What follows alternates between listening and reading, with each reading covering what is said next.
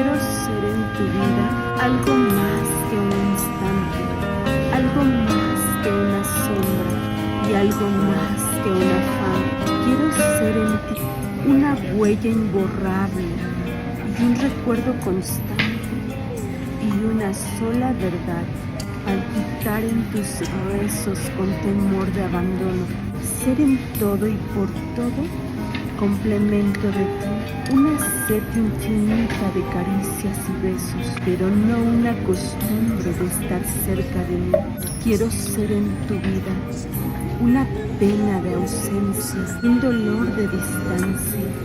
y una eterna ansiedad, algo más que una imagen y algo más que el ensueño,